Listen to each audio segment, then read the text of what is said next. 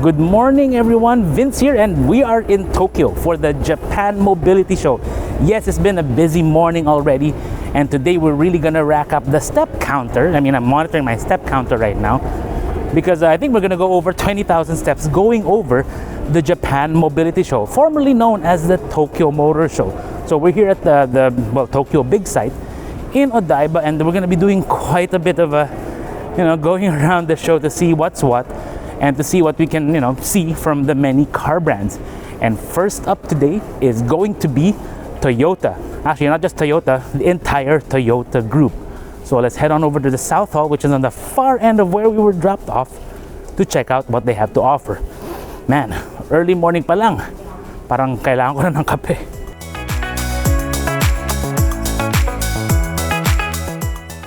So after that long walk and about 4,000 steps already this morning, we are finally inside the Toyota Hall at the JMS. Actually, they've got this different setup this year, where Toyota Group basically took on a whole hall. That's because they got so many new brands, so many things going on with their group that necessitated the big hall all to themselves. Anyways, let's show you what they have, and we're going to do this pretty much on the fly. So, on my left, we can see that is the new Toyota RAV4.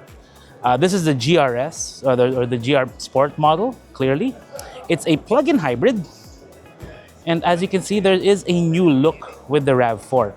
It looks more Prius-ish with the way they do that headlight thing there, which does look nice. If anything, it looks more like the GR Yaris with the front. With the lower bumper, especially with the GR Sport model.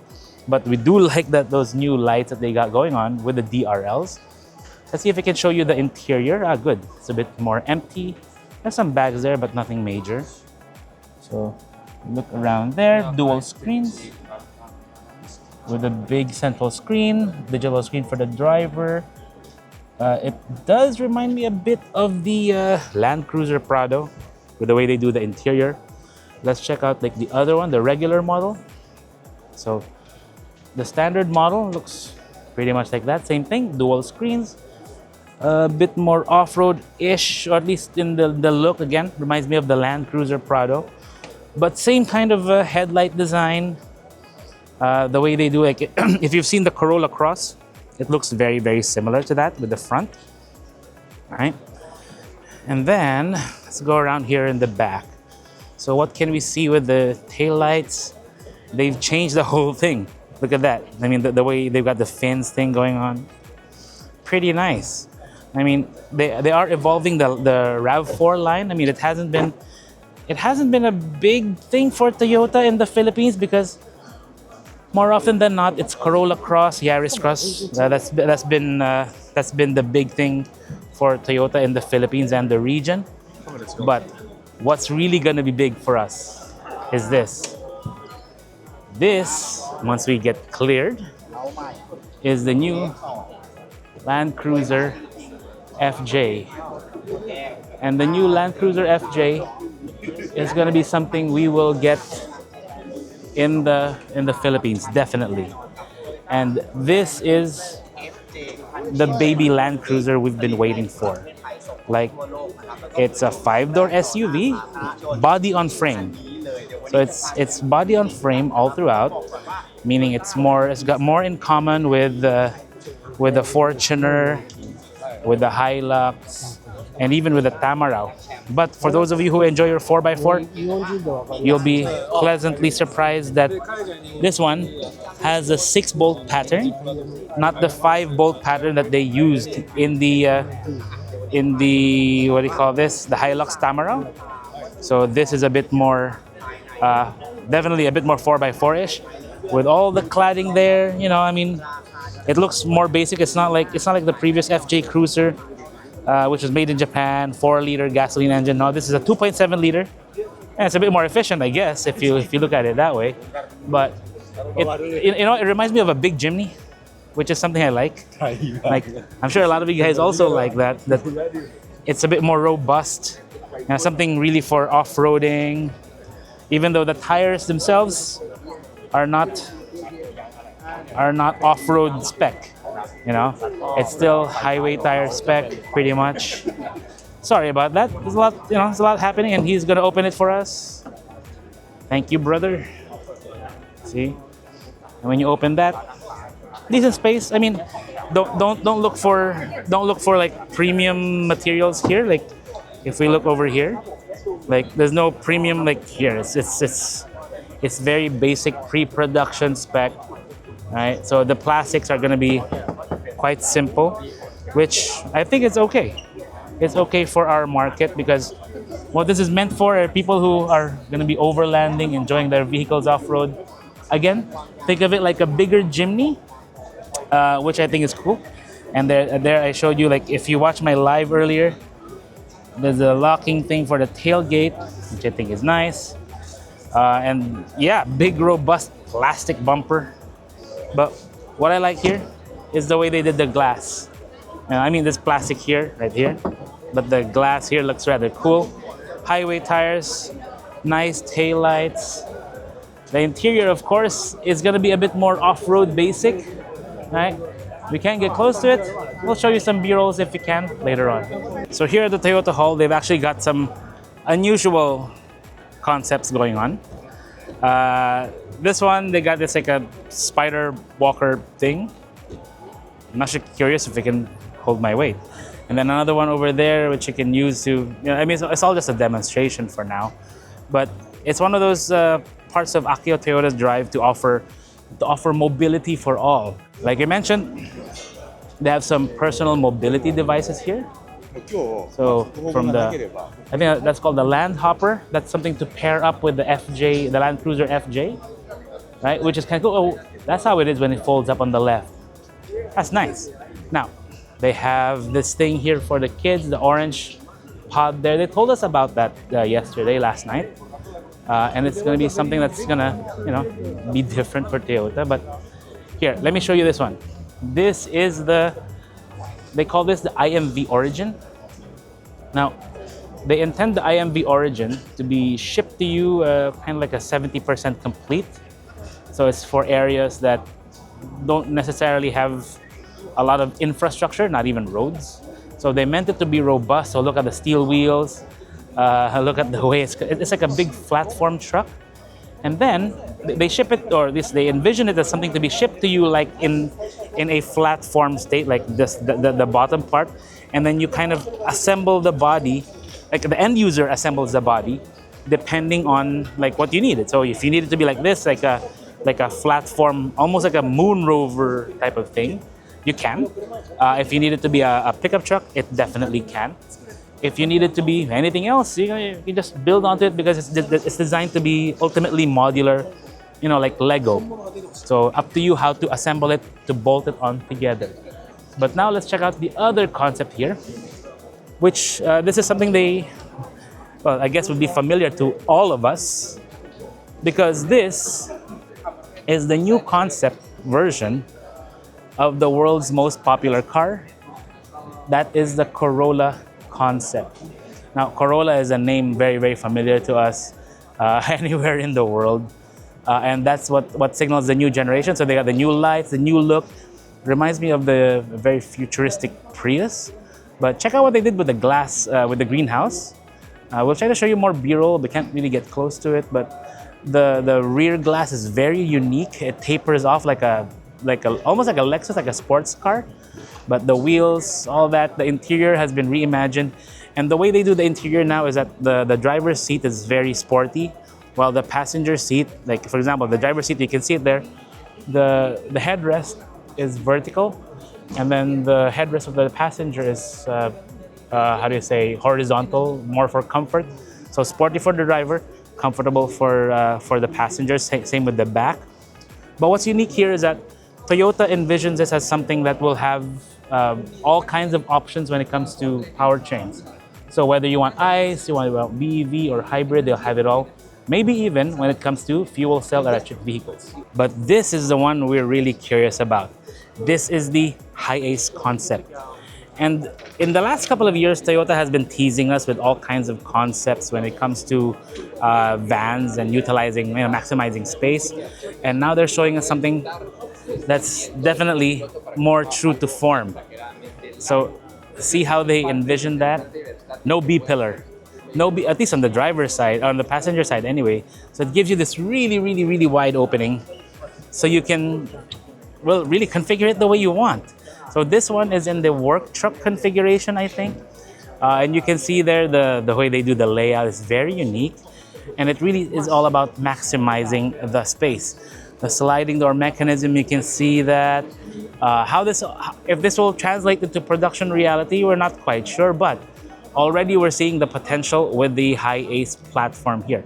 What we're curious about now is what the Lexus booth has to offer, and by far this is going to be the most exciting part of this, because you can see already here behind me, that is the new Lexus Sport concept. It's a very interesting take on a sports car, kind of a successor to the LFA. I think they're going for that.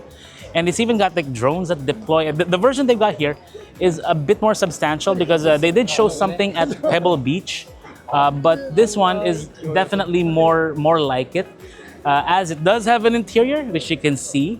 Like we'll try to, let's try to show you it now. Let me flip the camera around, right? So let's go into the vehicle, all right? So they've adjusted the aerodynamics of the vehicle, right? The new lights, it looks very cool, sounds very nice. Again, as to what the powertrain is, they're not announcing anything yet, but already you can see what the interior is going to be like. Very futuristic as expected. It's going to be a different take on the sports performance car, or at least a supercar. It will even have drones that deploy from the back, high-speed drones that will follow you as you go around the track. But there you can see there the steering yoke. Like we experienced with the Lexus RZ, it has that same system. And then you have there it is, active aero, very, very sweet. And I'm sure in the future, hopefully we'll see this on our roads. Now, over here's the interesting one. Now, normally when we say Lexus LS, we mean like a sedan, a luxurious sedan. That's really what it stands for, luxury sedan. But Lexus, now having been freed from, from the constraints, no more boxes, no more, well, it does look like a box, yes, but they've been freed to reimagine things as they see fit. So this vehicle you're looking at, this is the new Lexus LS, or at least LS concept, six-wheeler. Yes, six-wheeler, big wheel in front, two wheels in the back. And the reason for the two wheels in the back, or at least four wheels now in the back, is it now makes the protrusion into the cabin even smaller, giving you more space there as opposed to one big wheel. So it gives them more space to do with as they please, and to make a space that is even more luxurious than ever before. Inside, the door opens every so often, but if you look at the upper part there, that's glass, and inside it even has bamboo blinds, which is like something you don't never hear of in a car, the use of bamboo. Now, that's the interesting thing with this vehicle. It just totally reimagines what the LS should be. Now you may be thinking, okay, so if you have this, then what about the LM? Well, to be honest with you, I'm not really sure, but this is going to be like kind of their flagship reimagining of the LS line. You can see here the front completely reimagined as well, with the use of the DRLs to create a massive spindle grille impression. But yeah, in terms of powertrains, we imagine it's going to have like options for hybrid, for maybe even fuel cell, maybe even BEV. Who knows at this point? Only Lexus probably. And depending on the developments in the future, that's just the way it's going to be. We have to, kind of leave everything open-ended, because as you know, everything's changing when the auto industry, as Lexus has shown. But on this side, we'll see another LS.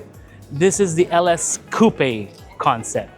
Now, It's one half sedan, one half crossover, and also another half coupe. Whatever the case, it looks cool. Now, the front. Again, it has that very wide Lexus spindle grille impression, like with the lights there. It even has the vents on the hood, which look rather cool. And while we can't see it right now, the front doors, they open up the normal way, but the rear doors, these rear doors, they open up the coach way or suicide way, depending on how you want to call that. That's something Lexus really like. I mean, Lexus doesn't do that kind of thing. Now we're seeing it. They've been kind of free to do all kinds of new things.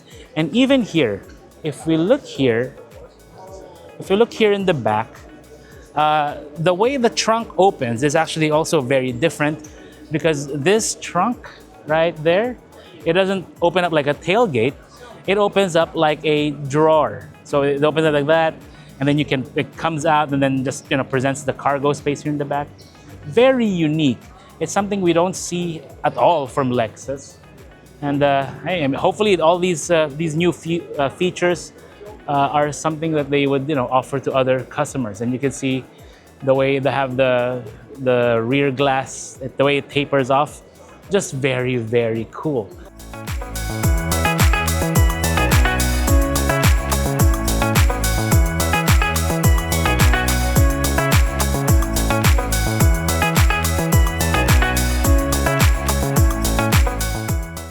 The big reveal, however, for Toyota, well, is the new brand, Century. It's not really a new brand. Century's been around Japan for a long, long time. But this is the first time it's becoming its own automobile mark. And they envisioned the Century brand as something that's going to go up against Rolls-Royce, Bentley, all those ultra-luxury brands. Yes, Toyota wants to flex on them all. And they've got a great logo for it.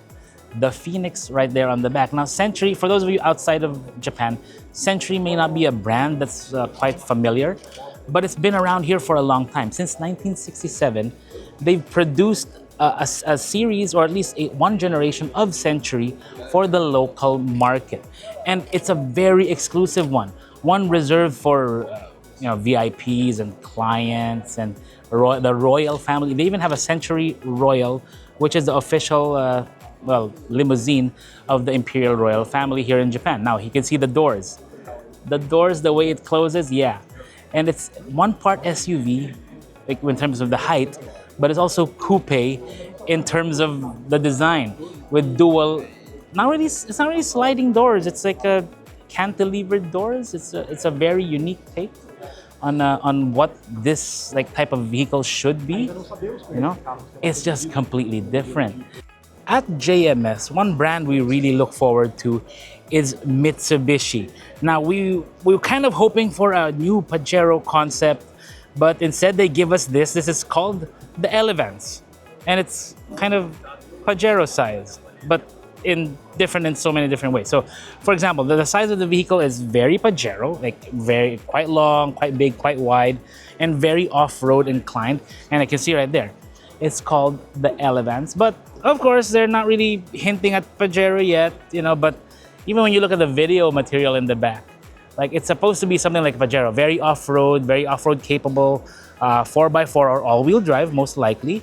It's electrified. It's got that big, wide front, very robust looking, dynamic shield type with the LEDs and all that. They even envisioned it with a trailer. So if you look over here, it's got a pretty neat trailer over there that it can pull along, right? And then it has this unique interior where, the way they conceived it is that the front row can fold forward and then flip around and become kind of like a lounge.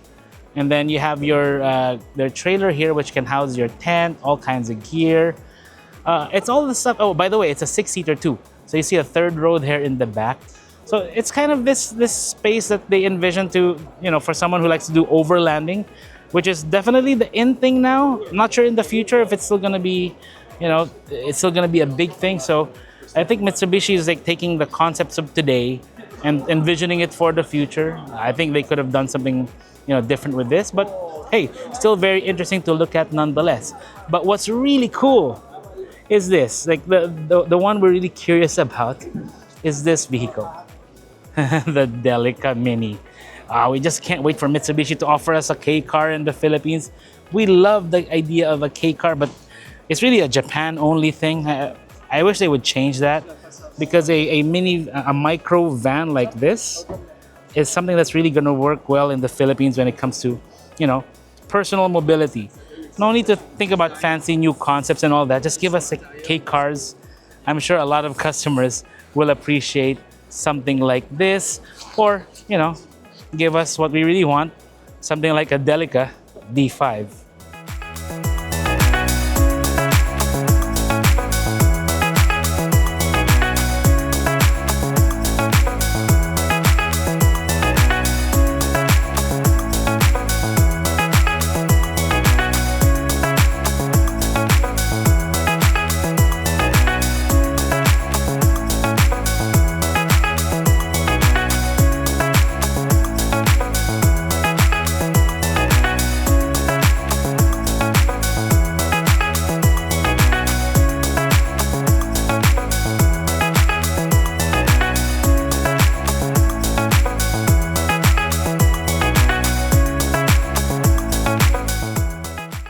At this year's Japan Mobility Show, Nissan did not send anyone from the Philippines because they're saying that it might not be relevant to us, which is kind of a shame because they've got the almost production model Nissan L Grand here. And the L Grand, as you know, is kind of an Alphard rival, which is something we like, which also kind of tells us that they might not make this for left-hand drive markets such as the Philippines, which I think is a real shame, because the new L Grand, which was shown in the previous JMS as in concept form, looks really cool. Dual sliding doors that go all the way. It's huge. Look at the size of that. And it's got the e-Force e-Power four-wheel drive, which is something we've experienced in other models like the X-Trail and all that. It's got a 1.5-liter turbo gasoline engine and the e-Power system, making it a, you know, proper hybrid. And look at the interior. It's got captain seats or relaxation seats in the back, in the middle row, and also in the front passenger. So you have your ottoman there and all that stuff. I'm guessing this is probably a 7-seater, 2 and 3. But yeah, look at the front. You know, it's a shame that they're saying that this is not going to be relevant to us, because customers in the Philippines would love this if they make it in left-hand drive. Instead, maybe they will. Maybe they're just, you know, not sending anyone because of the current financial situation. But hopefully they get past this, because, you know, this is the kind of vehicle that could really propel them into an entirely new market segment. I mean, they didn't give us Serena anymore. You know, they really should give us the L Grand, so we can, you know, enjoy what Nissan has to offer when it comes to, you know, premium mobility such as this. Anyways, let's go check out the other booths at the other halls on the other side of this complex. When we say Honda at Japan, we usually think Civic, Accord, Type R, and of course this, the new Prelude. But we're gonna skip this because they've already shown us this. What we're really more curious about is the future of Honda. And the future of Honda is looking brighter than ever, because they're showing us so much more here. Like, they've got all their mobility concepts. Like, as you know, Honda, they do motorcycles, they do airplanes now, they even do rockets, which is weird. You know, like a Honda rocket. Maybe Elon Musk should be worried. But the one that's really curious, this one, the Super One prototype. Now, if you look at this, this is not, it doesn't seem like a concept car. It already seems almost production ready. Like, you look at the lights, these aren't concept car lights anymore. It's got the sensors for the parking. It's got a near production bumper. The wheels, they also look like almost production type. The way they do the rear fender, I like this. I like what they did here. It's pretty, I mean, I wish it had disc brakes here in the back. But, you know, it reminds me of, what if it was Honda that made the Fiat 500? That's what this kind of reminds me of. You know, the back looks funky. It looks for fun. You know, imagine this in a one-make race on a go-kart track. That would be really fun. Now, over there in the back, they've got several, you know what, let's go around here. They've got several examples of cars that we can go up, right? We can, let's go up. Oh wait, no, I have to wear slippers. No, never mind. I'm not gonna wear slippers for that, but this one looks like fresh out of a Clockwork Orange, like if they took a Lamborghini, made it into a 4 or 5 door. That's what this would look like. I mean, it looks like a Gallardo in front, like a Gallardo that married a Countach with the stylings of an HRV, like the way they do that. Like it really reminds me of that. Let's go around there. They have other of these Honda Zero. I think they call this Zero Alphas. Yeah, like, it's cool stuff. Now, all of this is not going to be for production yet. It's going to be a long time before we see any of these electric concepts come to life. Because as you know, Honda does take a long time when it comes to R&D. They like to take their sweet time. But for now, we can really enjoy the Prelude. Hopefully, some of the guys will get to drive it. I know Francis behind the camera now. He's going to get to drive it.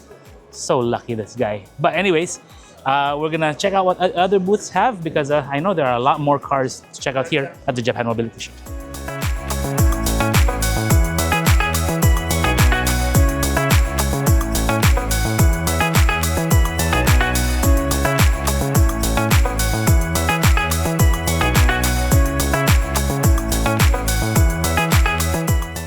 At JMS, Mazda never fails to impress us, and they're doing it again with the Vision X Coupe. Now, it's strange because they call it coupe, but it's clearly a 4-door with a lift-back rear, which I don't know about the taillight design, looks a bit strange to me, but that interior and the overall profile certainly is interesting. I mean, it's your guess or mine that I'm gonna guess it's gonna be the Mazda 3, the next one. But yeah, check out the interior, especially when it comes around for the steering column and those wheels. But it looks every bit as impressive as before. And the way they did the front, it's probably hinting at it's going to be an EV, but look at the front, how aggressive those fangs are. It just looks so good. And ooh, they're auto-closing the doors. Very nice. But what we want to see you is the interior. Because when you see that steering wheel and that steering column and those seats, it's something else. Like that. Check out that steering column. I wish they translate that into the production model, because that would be so awesome. If this is going to be the Mazda 3 or Mazda 6, it's going to look so cool on the road. And another thing at JMS is going to be this Vision X Compact. It looks, again, like another Fiat 500 type of vehicle. It looks almost K-car-ish, maybe? Or maybe, yeah, something smaller like a Mazda than a Mazda 2. Maybe a Mazda 1, who knows? But either way, this would be something best translated into a production model, because as we know, Mazda's designs always seem to impress us at any given day. Subaru certainly pulled out a surprise for us with the showing of the Trail Seeker concept. I mean, is it a B SUV? I'm not really sure what to make of it. It seems to be smaller than the current Crosstrek, but it does look good. But again, those of you who aren't fans of Subaru design, you can see the cladding there, the unusual cladding that they tend to do. But still, overall, when executed well, it seems to really do stand out. But one thing that really stands out here is going to be this. You see, one thing we really like about what Subaru does is that they make no apologies about what they want to do when it comes to performance. And we can see it right here. This is the Subaru e-STI. And e-STI means it's a battery electric vehicle. So it's still in concept form, but it showcases the many interesting things that they can do with electric power. And check out what they do with the brakes. It almost seems like the brakes are on the outside, which is weird. But they make no mention of any kind of power figures, that it's really just a concept. But if you just walk around the vehicle, you can tell already the many cues that make it a performance car. The wide wheels, the way they do the front. Again, being an EV, it's not gonna have any slats there. Maybe there will be some cooling requirements there, but still a concept, basically translating the WRX STI into a BEV.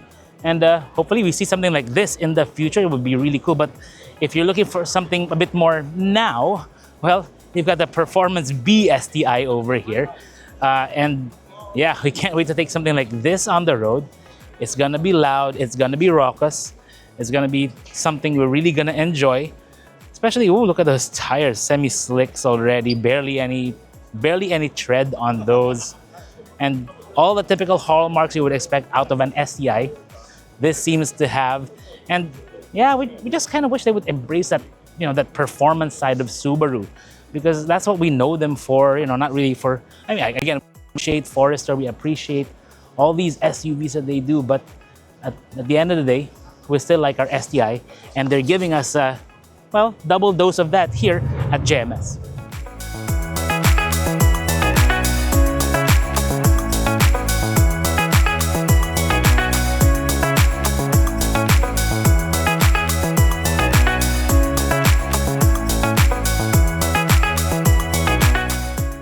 So another year, another Japan mobility show done. This is my 5th one overall. I mean, the first time I went here was 2015, 17, 8, and 19.